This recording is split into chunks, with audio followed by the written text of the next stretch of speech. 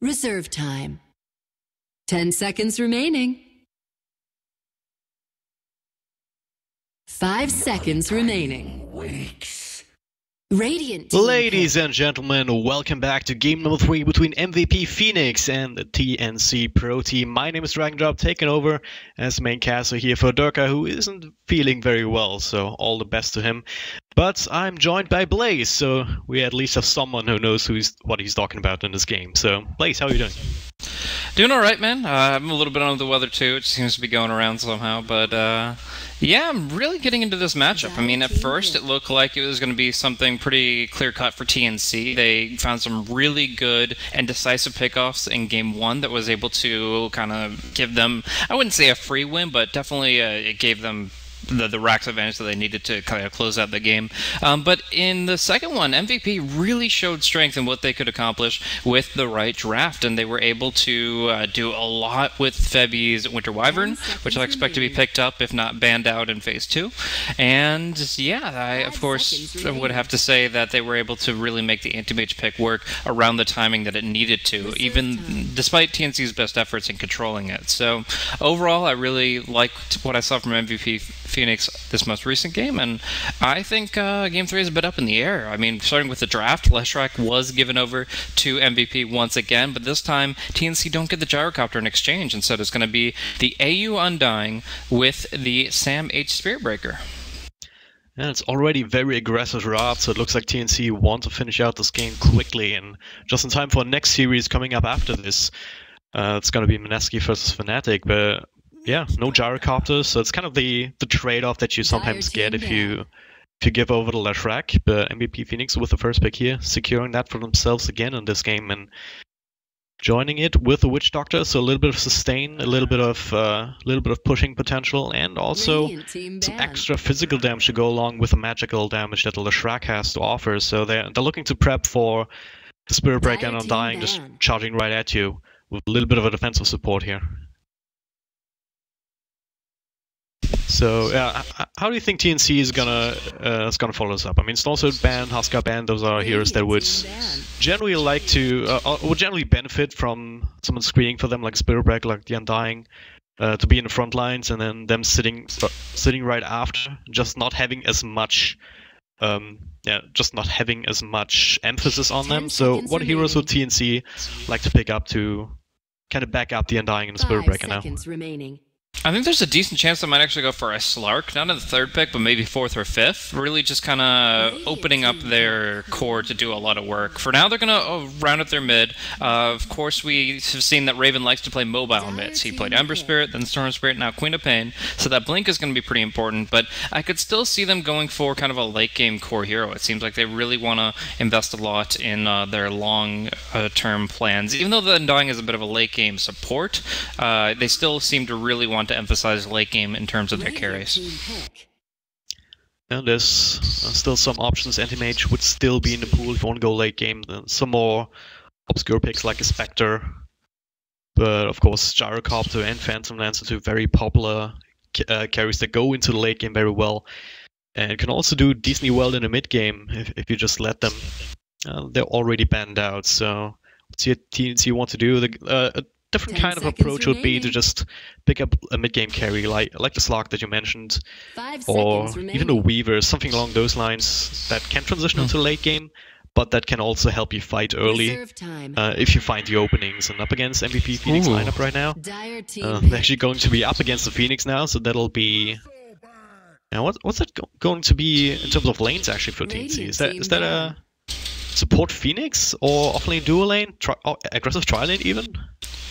I could see a dual lane with the Phoenix and the offlane working out pretty well, but it definitely isn't what I expected going into the draft. I mean, the Phoenix is a really powerful hero in her own right, and I mean, heroes like Witch Doctor aren't going to be auto-attacking a lot because they look to channel their Death Ward, but even still, like, I'm really surprised that they went for this pick. I figured they would have just gone for the dual lane I was talking about, and then focus on, like, a Disruptor for their safe lane support, and then a late-game carry like we've been seeing, but in this case, they end up picking up the Phoenix, which isn't a hero that they pick up very often, although we have seen it a few times. It used, like, about a month ago, they used to run it a lot. And since then, it's been kind of quiet. But for the most part, when they do play it, it is in the off lane with the Spirit Breaker. So maybe they could just run, like, a support Undying in the safe lane. It's really weird because all you can really do is stack and pull. You're not really good at zoning most heroes, especially not an IO Bristleback duo. And this is a kind of a classic duo from MVP Phoenix too. This is where they dominated like Dream League and other tournaments like that with the strength of those two offlaners. Yeah, that is true. I mean, IO Bristleback in general, just a very tanky combination. It really comes down to whether you can pick off the Wisp, and if you have that kind of burst damage from like a Queen of Pain or a Phoenix to some degree, not really, it's more damage over time, but it's relatively fast. If you get like the Icarus dive, some Fire Spirits under the Supernova onto the Wisp, you will burn out pretty fast. So if you manage to get rid of that ball, then the Bristleback becomes manageable. But of course, you're not going to have that big of a potential early on in the laning phase. So, yeah, MVP Phoenix have the potential to actually run quite a successful duo offlane here, even tri-lane with the Witch Doctor if they want to try and make that work. And there's some synergy there with the Voodoo Restoration plus the Tether Heal, just amplifying that on the Bristleback. It's kind of make him unkillable even early on in the game without too many points into this passive. And okay, that's a Templar Assassin now. That is an interesting draft if I've ever seen one. So does that push the Queen of Pain in one position down bottom? I believe so. This is kind of close to what we've seen from them in their matches previously. I mean, like we saw like the dual offlane Spirit Breaker Phoenix quite a bit. The TA middle is a pretty common pickup for them, even though it was mostly a different player that actually picked it up. Teehee used to be on the roster, and since then they switched that around. But yeah, the safe lane is still a little awkward. Undying Queen of Pain is not a bad dual lane to go 2v2 against the IO Bristleback, but I'm not really convinced that it's going to be one that gives Queen of Pain much experience. Yeah, there's still a potential, I think, for an aggressive tri-lane to just put on pressure on whatever carry MVP Phoenix want to pick up, because if they end up running dual lanes, then you're pretty much going to have the Queen of Pain solo against two, which is alright, I guess. If you still get your levels, you should still be able to get a couple of losses and then bounce back later on the back of some kills. And then if you put on so much pressure on top lane that you essentially run over with the Spirit Breaker, with the Undying and the Phoenix, you can open up the game like that if you want to, and then start rotating around with these heroes once you've won your lane. Put on pressure on Leshrac, who doesn't necessarily offer too much defensive potential here up against like Spirit Breaker charging at you. Initiation tool for the longest time here. They're gonna go with the Juggernaut. He's a hero that can defend himself to some degree with that spin. But yeah, I think the Blade Fury is actually a really strong tool for the Juggernaut here, because there's things that it can deal with very effectively. Blade Fury spinning on the TA will take defraction very early on. You can actually auto-attack both the Phoenix Egg and the Undying Tombstone while you're spinning, because they're otherwise invulnerable to it, so you still get your attacks out, which is huge. Pretty much having a hero that has a built-in BKB attack to focus down the Phoenix Egg pretty much makes that hero a non-factor. Like, I feel that the Spirit Breaker Phoenix duo, amazing work in order to make it work, because this kind of supportive Phoenix is just going to be broken down so many times. You might still try to go for the Hand of Midas to build the Supernova up, but for the most part, it's going to be MVP smacking it down. Alright, I would definitely agree with that. We'll see how it works out as we head into the game. So once again, if you're just joining us, welcome. My name is Dragondrop, I'm joined by Blaze, and this is Game 3 between TNC and MVP Phoenix here in the ESL One New York qualifiers. I believe we're in the semi-finals as well. So the winner of this will head on to the finals to get a chance to go to New York. So let's take a quick look at the lanes before the action starts. Starting with TNC up here in top lane, or moving towards the top rune at least. We've got Sam H on the Spirit Breaker, Raven on the Templar Assassin, AU on the Phoenix. Down here in bottom we've got Axe Lucky on the Undying looking to support, it looks like, and Noji, question mark, on the Queen of Pain. So Noji has been really all over the place in terms of the heroes that he chooses to play. I mean, he started off this match with a support Lina, then he rotated to the safe lane Gyrocopter, which is kind of his signature for a 6.84, and now he's over here on the Queen of Pain, still in the safe lane with the kind of like that Gyrocopter was, but it's just such a completely different configuration that we're going to be looking at here. This Queen of Pain is mostly just going to be surviving and getting good experience, and only gets involved when the Undying really wants to commit. So Queen of Pain will be staring down the Eyes of March down here in the river. And Peppy gonna pick up the bounty rune on the Wisp, getting him like quick bottle. Level 1, so that's going to be the offlane dual lane down here. Heen currently in mid, trying to help out a little bit. So Kua can have a better start on the Lashraki in the laning phase, and that leaves Juggernaut for now alone, played by MP up in the top lane. And quick pause coming out, Phoenix disconnecting here. Let's hope he'll be back soon enough. Yeah, it looks like we have these dual lanes coming out, Spirit Breaker plus the Phoenix. X-Lucky making his way down bottom for the time being. And yeah, let's talk about this bot dual lane, these dual lanes up against each other a little bit more, because IO Bristleback, strong combination, but I mean, of course the bottle early on helps, just make sure that the Bristleback doesn't really die, but the kill potential from them, especially up against a mobile hero like the Queen of Pain, isn't really there, and neither it's really there for the Undying, because if you have two heroes there, that DK just gets so much better than just against the solo offlane.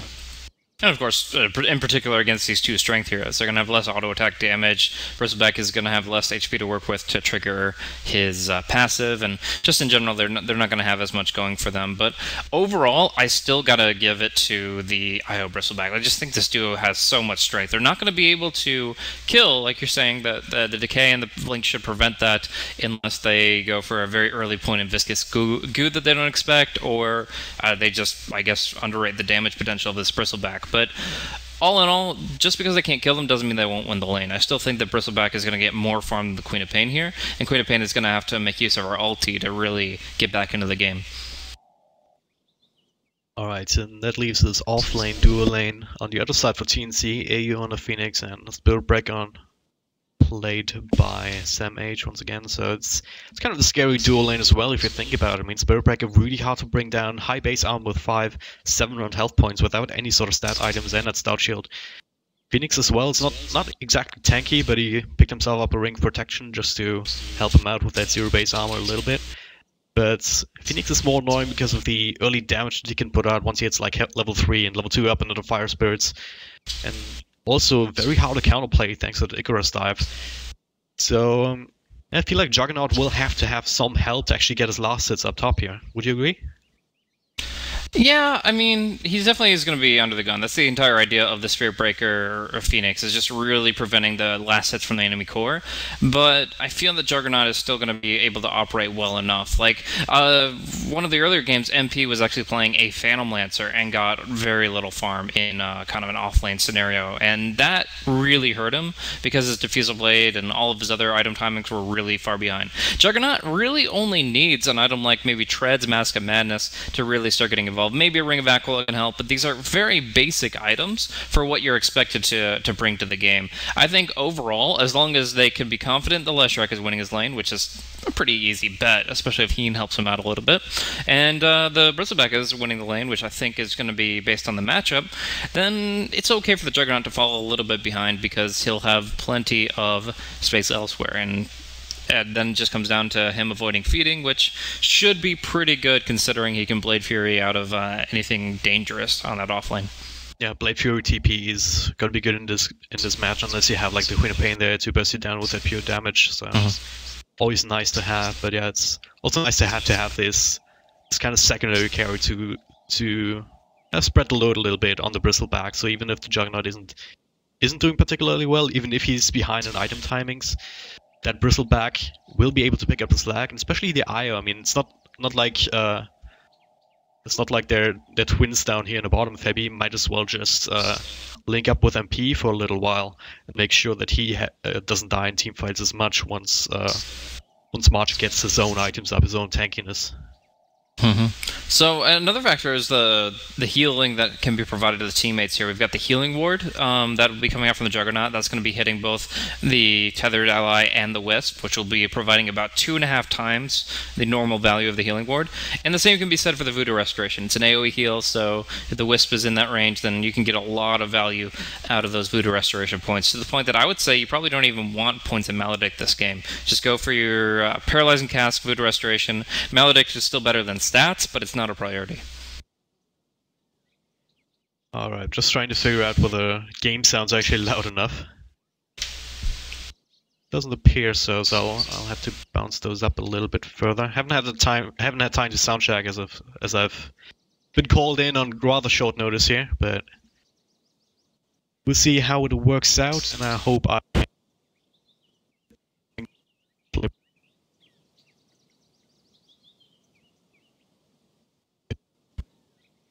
Cool. So we're going to be starting things off. At least the Queen Vane has a lot of regen to start with, so Noji shouldn't be pushed back too far, but he really has to respect the Quill Spray stacks, I would say. The mana is not going to be an issue for the Bristleback because of the bottle that the Wisp has behind him. So really you have to say, okay, pretty much call it at 3 Quill Spray stacks. A 4th isn't obviously going to kill you, but you don't really want it to stack up that high. So if you get hit by 3 Quill Sprays, you're going to need to back off the lane and wait for that to drop off. Yeah, it's also burning through regen pretty damn fast if you keep tanking those, and he's got a set of tangos as well as the Salve, so Noji should be alright for the time being, but still want to watch out for that. Just to be able to stay in the lane long and not be forced out at all.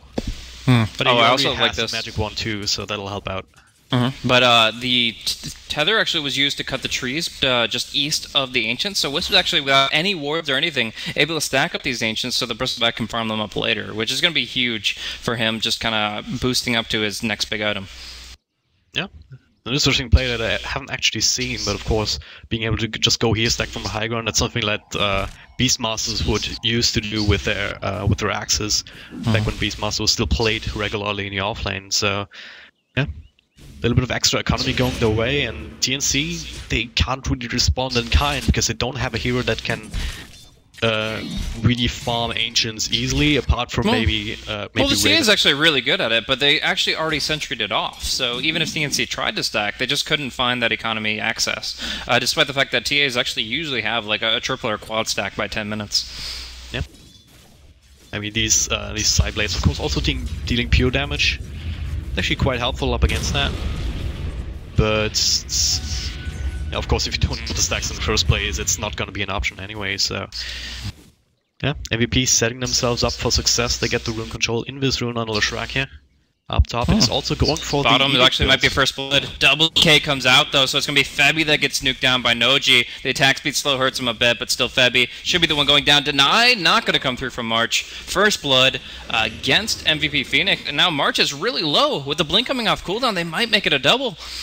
Yeah, there's a couple of stick charges, but is it going to be enough? He gets in front of him, no Bristleback anyway, so it doesn't really matter. They get one last decay off, and X-Lucky gets the double kill, so good start for him. That'll be a set of boots plus change. This offlane that we kind of expected to going well for Febby and March, not really the case as they get caught out inside the jungle here. They just stuck around to the Tombstone too long. The really smart move by the Undying to put the Tombstone on the cliff when they knew that there was going to be rune presence from the Dire side. So yeah, the Bristleback just feels really confident against that Undying, but he gets a double decay you were talking about earlier, and they just really can't finish the job. Really, really nice move from TNC, and this has actually forced the hand of MVP a little bit. They're going to have to play it a lot more reserved until Bristleback hits around level 5. Yeah, it's a kind of a big deal down in the bottom. It's also it like always happens, or almost always, if you're playing up against an Undying, even though you know how he's being played, how strong he can get. Ooh, might be a kill. It's going to be a close one, but Orb of Venom really enables Heen to take a lot of damage here, and the cast doesn't come through at all. He just keeps running. So he finally drops it, but it only hits on one, and Sam H will, actually, AU will finish off that kill, and Sam H will just run and heal on back. You got one lucky bash there to just that extra damage out on the Witch Doctor. So kind of secured them the kill. I'm not quite sure if the damage over time alone would have been enough without an extra right click, and at this point, of course, MP. Not a whole lot that he can do except for spin and try to bring down the Spirit Breaker, who is very tanky in his own right, so not really going to be able to do that. Yeah, so I really feel like TNC drafted for ease of execution in lanes. Like, for the most part, these are pretty easy lanes to win with. The Spirit Breaker and Phoenix is particularly something that they're confident in. And then the other one with the Queen of Pain and the Undying can be considerably powerful, as we've seen, in the right hands. But I'm trying to think of what they can do after the laning phase. They're up against Wisp relocates, and they don't have something like a Glimpse to counteract that. So their best response is to kind of stay together. If they see the relocate, drop a Tombstone, drop the Supernova, and get ready for the worst. And I don't know. I feel like when it comes down to controlling the map as a whole and taking key objectives, that MVP will still have an advantage even if they're behind in gold. Yeah, they have more control per se, like Leshrac Earth, the Split Earth. Actually trying to get it on Raven here, Febby linking up with Kyo here, and they have the Edict going plus the Nova, and that's actually Raven going down, or is it? Stick charges come out, it's not going to be enough to actually save him. Meanwhile on top, Witch Doctor goes down again to that aggressive dual lane, but... Yeah, they get a nice dive there, and actually bottom was close call too. March actually dropped down to, like, 10 HP, and the last Shadow Strike tick would have brought him down, but the TP came out just in time. So it was just close calls across the board. I mean, the fact that they got the TA is pretty huge. Getting 1 kill on the board for MVP Phoenix definitely helps them in terms of morale. But you actually have to look at the Leshrac skill build to see what they required to kill this TA once. Yeah. He maxed out Diabolic Edict to break down this refraction, and as a result, it just it limits QO's flash farming potential, especially when it comes down to stacked creeps. Yeah, and also the skill potential up in other lanes once he starts to rotate around. I mean, Edict's absolutely great up against the TA if you manage to isolate it from creeps. Just to be able to burn through refraction charges is kind of the way you need to go if you're playing up against the TA in mid. But if he then goes to another lane here with a bunch of heroes and a couple of creeps, then not having that Lightning Storm, not being able to slow people down, not being able to burst them down as well, because that's a lot of damage at level 4. Someone like a Queen of Pain with only 700 health points, it's not going to be tanking too many of those. So not having that available to him kind of limits his impact in that regard as well. And this is a pretty key pull here on the top lane. Going to be able to deny this entire Radiant creep wave, as well as get involved with these neutrals pretty directly. But MP might want a piece of this action a little bit here. He's trying to at least kind of show a display of dominance, and he does have that Omni Slash available, but you have to consider who you can actually hit that on, because the Phoenix himself, if he starts tanking that when he gets level 6, could just pop the Supernova to respond. And the Icarus dive, while that can... while the Omni Slash can continue, it's still going to put the Juggernaut in an awkward position that might be punished. So it looks like, unfortunately, another pause coming up from TNC. CA Dota paused Dota a little bit, but that just, I guess, gives us a little bit more time to flesh out the lanes. We see the stacks coming out from Febby. That is actually warded up at the moment. And otherwise, just... I mean, how do you feel about this mid lane? It's 1 kill favoring the Leshrac, but the CS is pretty even. Yeah. And we talk about the skill build. Yeah, despite that kill, Raven was still able to get even in terms of last hits, now also farming up the jungle a little bit to get some to get his item progression up and running, going for the treads first. And I think Templar Assassin in this game, because of the Lightning Storm thingy that we talked about earlier, he's going to be able to have more of an impact, because his slow, his kind of pick-off contribution here with the Psionic Trap is not tied to... well, he has that available because it's his ultimate, and Leshrac, of course, had to skill the Diabolic Edict instead of a slow. And yeah, I think once these heroes start rotating around, Raven will be able to have the upper hand, because he can come in, he can slow someone down, they can burst someone down quickly. Whereas Leshrac doesn't really have the potential just yet, because with that kind of build, all you can really do instead is to just stay in middle lane and take the tower once the TA goes out. So in that sense, it can be an even trade depending on how the pickoffs actually go, whether Raven can find these kills, or also what item he goes for. I mean, Blink Dagger would be helping out in that regard if he wants to go that route, or maybe a Desolator. These kind of... That's a kind of... what I want to say. I forgot what I was going to say. Yeah, just, I mean, that's just setting the pace for the game, right?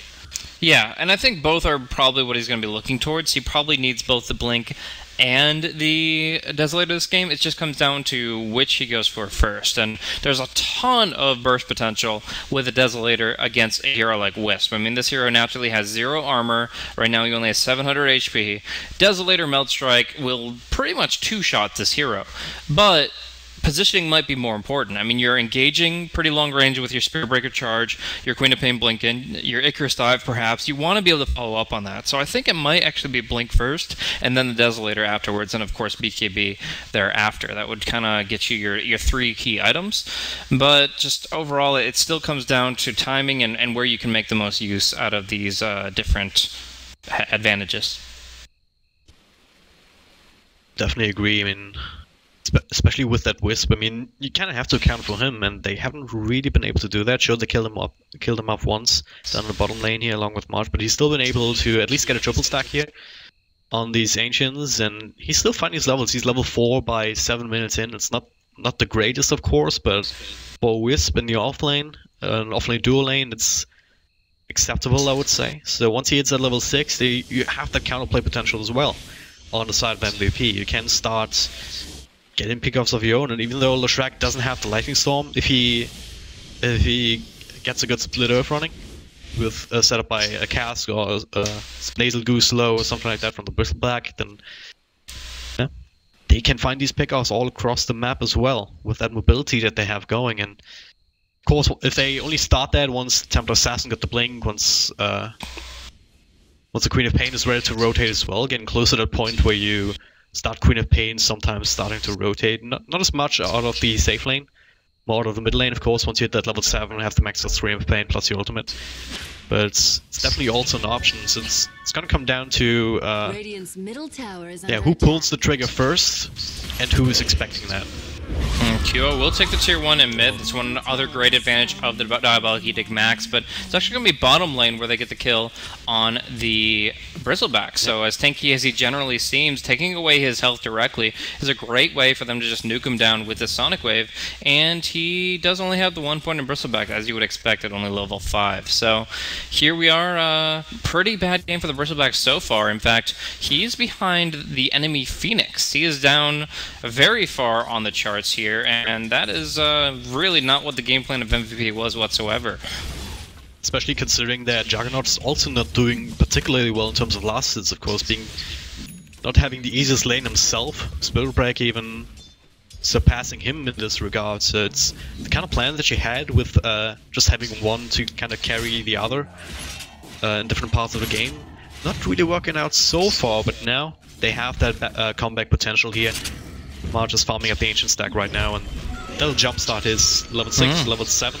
And Fabi actually gets caught out too, so there's a charge coming out. Fabi will die before that actually comes through. The charge will transfer to March.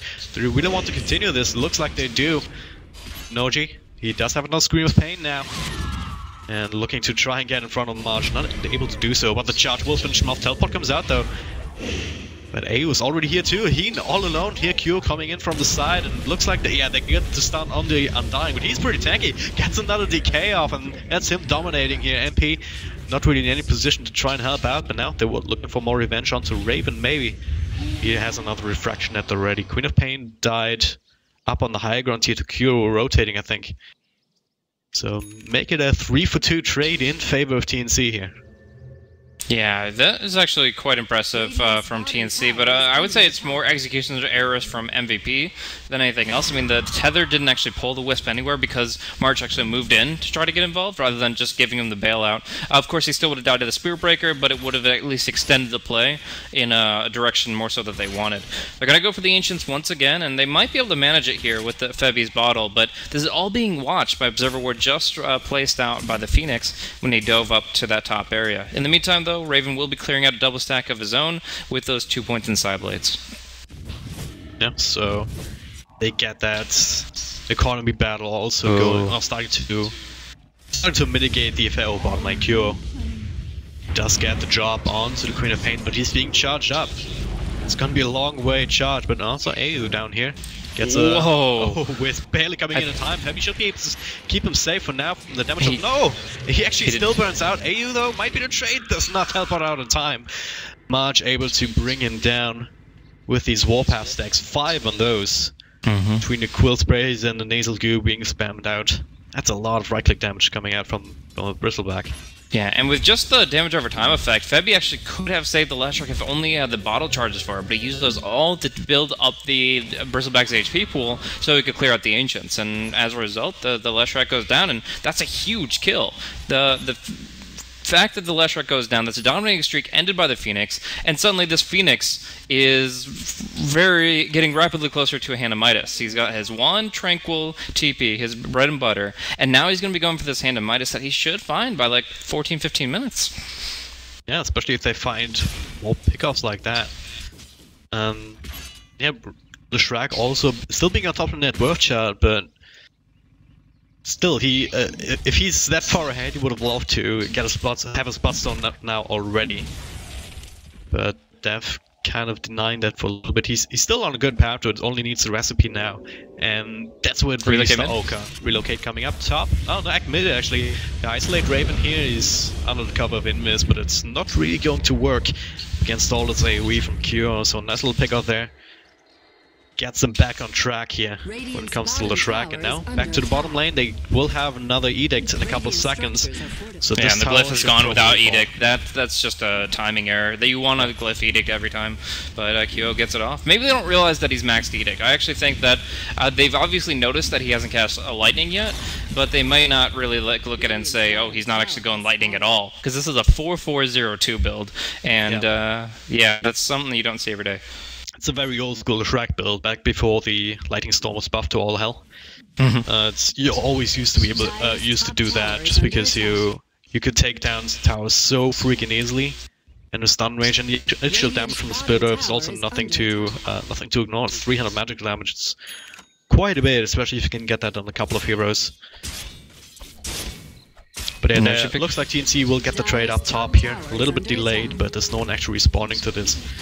So they will have Nojik stunned up, nice stun coming out. If he had gotten the blink off, obviously the Omni Slash would have been broken, but the Split Earth was just perfect. Dire Observer Ward was exactly what they needed. So not only are they scouting out the enemy Ancients, making sure those aren't being farmed, but they get a free Queen of Pain kill at the perfect time that allows them to start putting heavy pressure here onto mid. Now they don't have Omni Slash, nor do they really have mana on this Juggernaut, but still they want to put out at least a little bit more pressure, and they pop the Edict in exchange for the Glyph. Yeah. The Glyph down again. There's a charge on Q though, so they want to find this Tombstone goes down. And the Decay as well onto MP, thinking about it to try and bring down the Tombstone as Q gets charged down. Heat trying to go for the cast, but the Phoenix Sun comes out right in the middle of the fight. Q isolates here in the back. Pebby trying to help him out and not quite fast enough. There'll be Leshrac going down for a couple of ultimates and the Tombstone expended. They're gonna be happy with that once again. Oh, that fight's not over yet. March coming back in here to try and trade out, gets a couple of stacks out, and then relocate back in onto Fabi. He will be blown up immediately, and the Phoenix laying down fire, so to speak here. March is quite in trouble. He's still turning around with the stick charges here, with the mechanism, and team coming back as well with the Voodoo Restoration, desperately trying to keep them alive. Sam H now low on health as Q rejoins the party there. Spirit Breaker will finally fall, but once again, a lot of commitment here. 2 for 1 trade at all, but now there's no Glyph. They can just Edict this down. A lot of health points. They have another Edict here with Q already being back. Thanks to these buffs on charges, and that'll be a tier 2. Ultimately, a win for MVP. Yeah, absolutely. And one thing they did not account for was something they couldn't have expected, that March has a mechanism. They didn't see the mechanism prior to this engagement, and then suddenly that heal kept everybody alive. There were 2 heroes under 250 HP by the end of that fight. The mechanism saved lives there, even without the tether multiplication, and yeah, March is able to just do so much because he got those ancient stacks cleared out unmolested, and that turned the fight. Now suddenly they take down the mid lane, and they open up the map heavily. We're actually going to see a smoke come through here, not scouted out by MVP, but is it going to the Roche pit? Yeah, they're thinking they're at Roshan, but instead they found up their own, found up brain inside ancient stack, so we'll find out that no one's here. Can they actually take Roshan themselves though? No, I don't think so. TA is The T is really good at it, but it just doesn't seem like a place to fight for them, and MVP have so many ways to engage on their turn with this kind of gold advantage they just accumulated. Yeah, now it looks like they may want to fight its only March down here, though he has to be careful not to get ganged up down. It's 5 heroes for TNC down here in the bottom. There's a charge coming up. Figuring out that March is all low. They drop the tombstone, wants to go in, got eaten in the back here, and the mechanism comes out keeping him safe, but they do under the sun of the Phoenix, and that'll be that. Oh, Temple Assassin, someone died in the backlines with the backstab here from Kyo, and the Wisp relocating in is still fighting, but now Kyo kind of all alone here. MP, not a lot of mana left to play with. And Kyo's still not that though, doing a lot of AoE, not quite enough though to bring down Noji. MP not able to finish him off with spin thanks to the blank out. Fabi now isolated inside the tree. Samage and Xlucky quite low themselves. And MP desperately trying to catch P. Pops a drum charge. Get close to Samage. Not quite that just yet. Might get Noji here, not with the short range blink, but. Oh, and he walks back into it! Oh no, that was not necessary.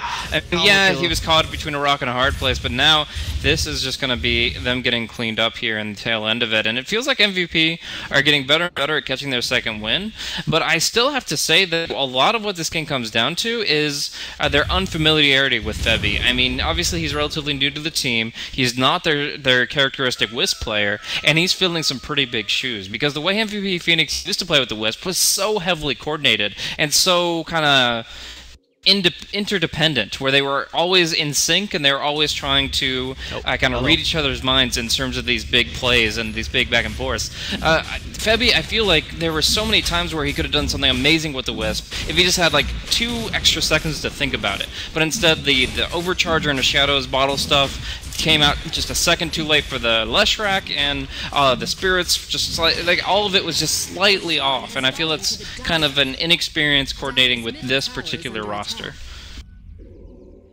Still relocate, QO.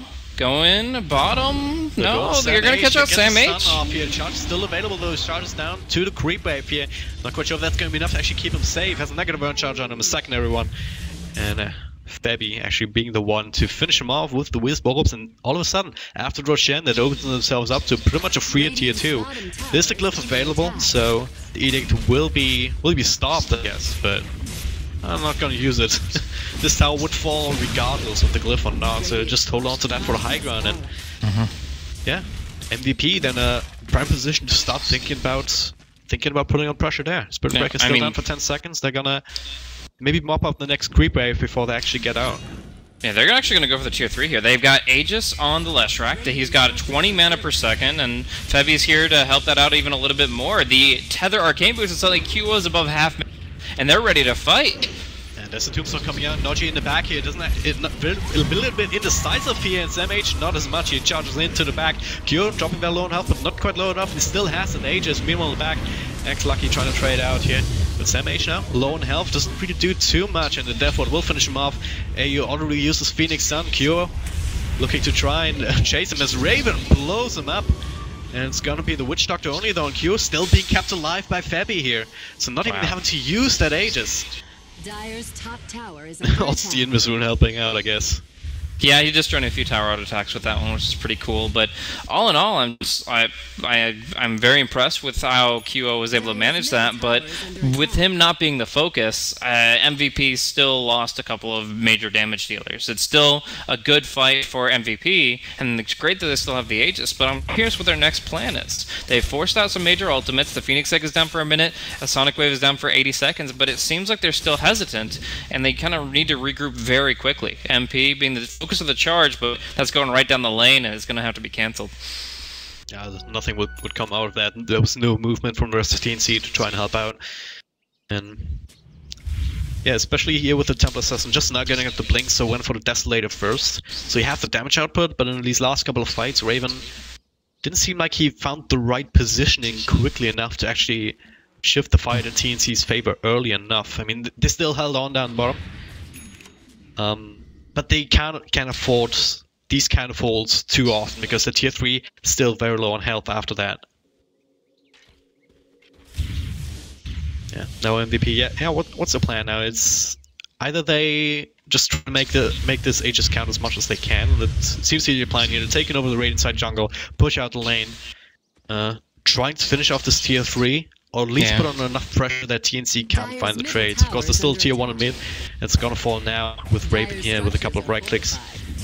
Glyph will delay this a little bit, but after that, TNC will have to come back. There's actually smoke. What? I'm not sure about that. Maybe if they didn't break there, that would have been different, but as it stands right now, their actions are projected, and I'll have to say the smoke was a misplay. I mean, yeah, it keeps Febby and Heen's positioning a bit secret, but even still, here comes the charge. Caught on the front lines here.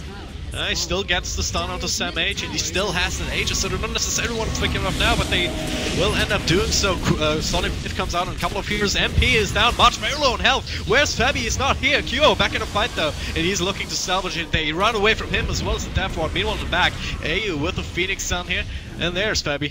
Relocating back in from wherever he was, but he's all alone, and he should fall to the damage over time here, even though he has the Glimmer Cape running, and the Stick Charge is actually keeping him alive. They lose track of him. They find him, but the right click was necessary to bring him down, but yeah, that's enough. Triple kill. As Raven finishes off the Witch Doctor in the back, and sure, they get the tower, but at what cost, Blaze? At what cost? Absolutely, 4,000 gold change, 5,500 XP going the way of TNC, and if we take a look at the graphs now, yeah, right back to the 0 mark, and even the cross, if you look at the XP graph.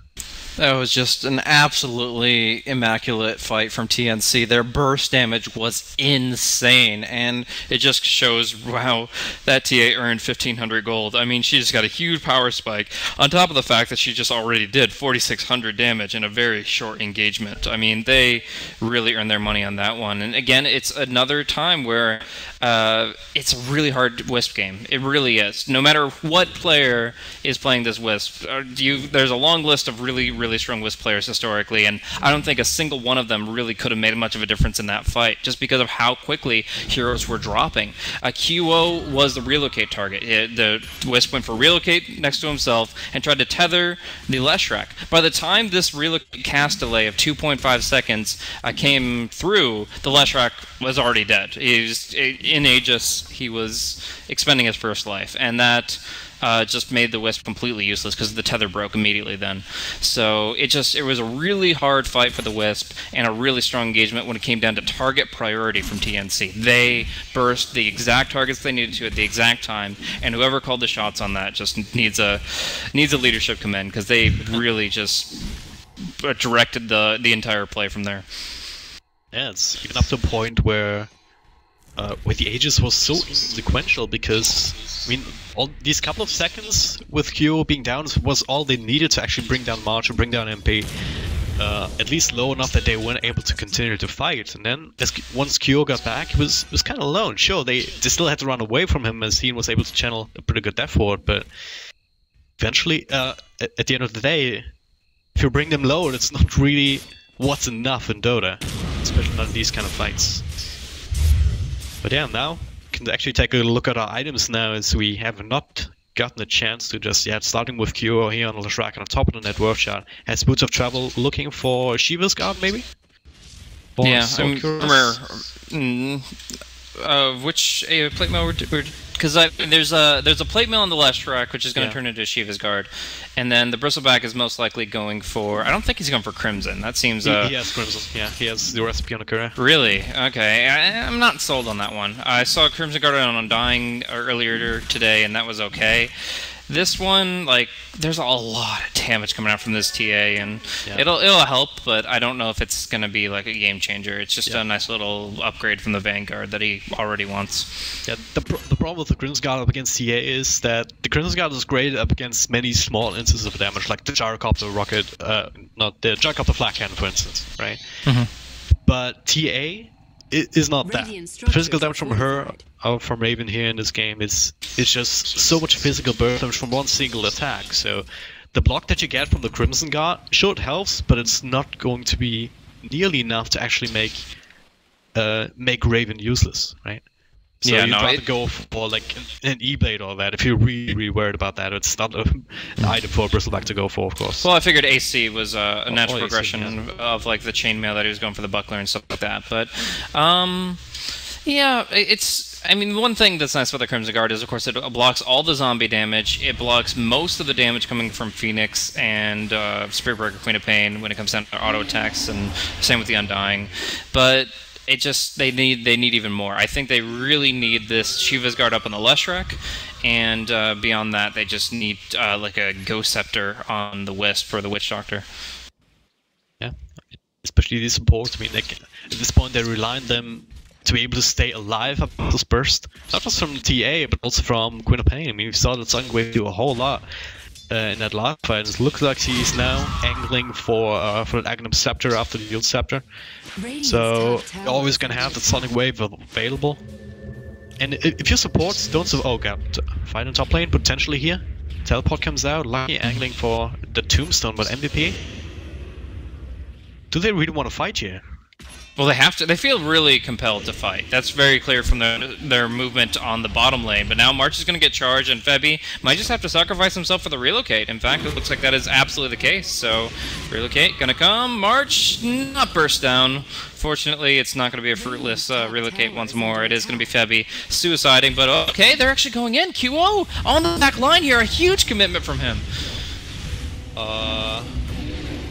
Job finding, there he is, gets hit by the Sonic Wave and the charge as well. I don't know that was the plan.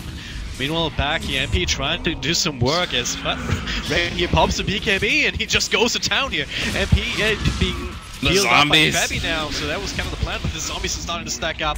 MP being locked down by Stan H here, and now him and March trying to fight what they can, but there's so many zombies here, so much health also on the side of TNC. That's a 4-for-1 trade at the end of it all, and I mean, sure, you saw what they wanted to do. They wanted to get the little bit of surprise that with the IO coming back and being able to tether up to MP and March and just take the fight from there, but they're not really at a point where they're actually far enough in terms of items and levels to be able to take these kind of fights convincingly, not up against the Spurs, not up against the sustain that's starting to come out from TNC as well. I mean, they have him back on Undying. Yeah, I feel that play and that call was from QO. He's a very, very aggressive player. He loves to dive towers. He loves to jump in. And in this case, he had a haste rune, and that can make you feel like a bit of a god when it comes down to the World of Dota 2. But honestly, that was just not the play to make. He was absolutely destroyed before he even had the chance to turn back around. And yeah, it could be bad. The Yules will keep him up. In fact, he'll turn it a little bit. Sam H forced to BKB. Now the Nether Strike. And again, QO doesn't have a Ghost Scepter, so he's going to need reinforcements. Now there it is, in form of a relocate from Febby and March, but Raven comes in, looks for the Wisp, doesn't quite get him yet. Dronescar comes out, and now the rest of the teammates join from each side here. And from Overload, the split of will miss. The Death Ward here, still big channel onto IU, but it's not really doing nearly enough. But MVP, this time around, they're surviving here, it's lucky. He is as well, barely, but now Spiritbreaker already down, now Undying being caught out in the trees. Simpson goes down as well, Raven all of a sudden isolated here, but the finish line will continue, will come out. But Raven, yeah, not enough sustain here on the zone, and now that's the strength of the MVP's lineup. They were able to stay alive, and they were able to take the fight on the back of it, only losing the Witch, maybe even getting the Queen of Pain, but the Blink is off cooldown. Yeah. Oh, gets a split up though, and now Noji, he will fall as well at the end of it. Great fight for MVP, and exactly what they needed. Gem on the deck as well. And all of a sudden, they're back into this game, just like that. And perfect timing for Roshan. I mean, Rosh should actually be something that TNC are able to look at now because of the Supernova on the cliff and the TA in the pit. But with that wipeout, it's going to be a free Roshan for MVP, and couldn't have come at a better time. This is going to allow them to get their second win, and allow them to regain momentum in this game, and look to probably press the damage they already did to the bottom lane. Tier 3 is gone, the range racks is slightly damaged, and they're probably within this next 5-minute cycle looking to actually take that full set of racks. It's good management of the Supernova these past couple fights. The first fight, they gunned it down really quickly, the Phoenix just straight up died. The most recent fight, it was more along the lines of they knew that they didn't have to worry about it, so they didn't waste a single auto attack on it, because they knew that they could just focus their targets and get more done that way. Right now, TNC, they have to feel a little bit more cautious right now. It's not like they're it's not like they're not having their items, but most of these items are only on a Temple Assassin, and he's among 3 heroes. Yeah, he's the only one in the top 4 in terms of the net worth chart on his team. So it's, yeah, we saw what happened last for Temple Assassin. Great hero, just being able to get out the physical burst and then survive a decent amount. But if he's all alone for that long, there's only so much you can do. There's not really a target that you can go on without even being able to use the side blades effectively. Okay. So this time it makes more sense because the TA has Blink. They're trying to make sure that Febby and MP and Heen can't be blinked on by this TA. So they're smoking up behind, even if there's like a ward, somehow, despite the gem, they'll keep themselves covered. But now March is in an awkward spot and Febby has to start overcharging. He's kind of been very... Or is he? No, the mechanism comes out. Febby linked up to him as well. And fight breaking on Savage being bursted down immediately. There's the Phoenix Sun, but being focused down by March and Febby. It's gonna die here before it really does anything. And now Raven and X-Lucky, they have to get the hell out of there. But the Undying will fall. Not really living up to his name. And yeah, the Tombstone, that's kind of the one thing. Oh wow, in the background, what's happening here? Nuji caught on rock spot and 3 heroes down. That's the side of Rag. It's this game. The mid creep wave's coming in too. It's a big creep wave as well. It's gonna be 2 sets of Rags. The only buyback on the Queen of Pain, and not sure if that's enough here to actually start fighting here without the Supernova, without his Spirit Breaker, without your Undying.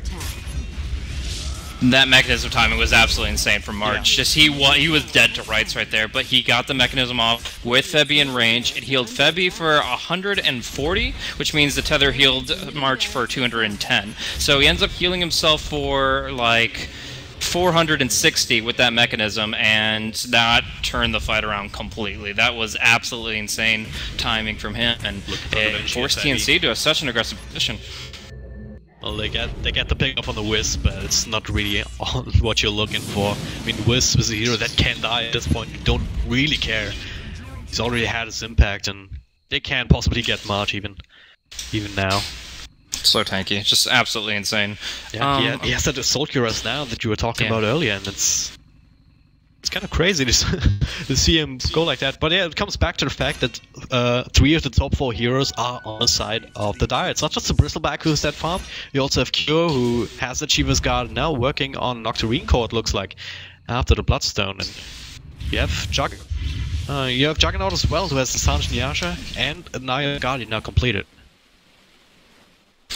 So in this position now we've got MVP really just hitting hard, and they're really strong as well. I would imagine that Heen could go for a quicker pickup than this Aghanim Scepter. Could have gone for a Solar Crest, which I think would have been quite strong against the TA. But he ends up going for just the point booster, and he wants to try to go for the Aghanims long term. Yeah, it's even if it's just a value point boost for now, then he can still finish up the Solar Crest next. It's gonna be great up against just being able to sustain a little bit more. To be able to get a cask out, to be able to get a Maledict out even. It's a hell of a spot for an Undying. I don't know, he's gonna get a TP scroll out from the courier just in time. That was actually really awkward. No, cancelled! He cancelled! The Undying is caught out! Oh, X-Lucky. I'm not quite sure if they even know that he's there, but... No, but still, like, what can he do from here? What can he do? Friggin' surprise Tombstone? Yeah, that's gonna be coming up in Crimson God, though. It's the single most thing that Crimson Guard is doing for them. They don't really care about the zombies. Now the charge comes out into the backline here. Q will get Fabby. Yeah, if they can pick him off, then it's a good start for the fight. But meanwhile here, Raven falls very, very low to MP. Will get brought down. Has the buyback. We'll have to use it now.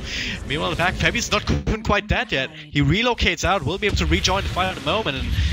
And yeah, March, MP, and Q, the 3 tanky bastards, and really hard to actually match up with. The Raven barely gets the blink out after the Yield Scepter. Didn't even know that was possible. Well, with Refraction it is, but that was still a really close call. Yeah, that's still going to be them wiping out so many. Raven can't die again, so he's going to stay back, and that's the entire top lane. That's the Mega Creeps coming in for MVP, a back and forth series, but in the end, they are able to make it work. Fountain Knife a little bit here, fun AU and Raven up front, and TA going down, and a GG is called. No way for them to do anything as they have the Celebratory Fountain, the Fountain yields from QO. GG indeed, MVP. TNC had some stages in the game where they were looking very strong, we're looking to kind of take control of the game, but MVP just said, nope, I'm not gonna have any of it. We're gonna get our items, we're gonna get tanky, more tanky than you can handle. We're gonna take this game. 2-1 is the victory for them in the series, and they will make their way to the grand finals of those qualifiers.